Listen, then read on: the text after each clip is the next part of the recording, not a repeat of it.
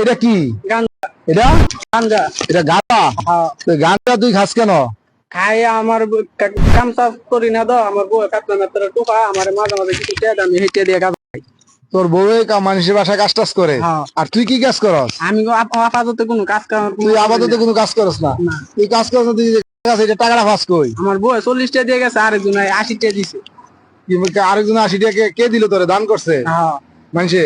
তুই যে আস্তে একটা বেটা জুয়ান বেটা, তুই কাজ করলে তো বেটা তোর 500 টাকা 800 টাকা হাজিরা হইতো। তুই এগুলা না কইরা তুই এই যে গাঁজা খাস, তো এই টাকা পয়সা বউ থেকে নেস, আর বউ মানুষের বাসা বাসা কাজ করে।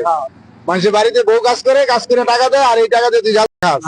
হ্যাঁ বাবারে, তুই একটা মাল রে।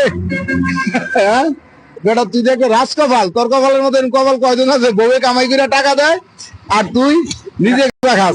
হ্যাঁ, তোর কপাল ভালো না?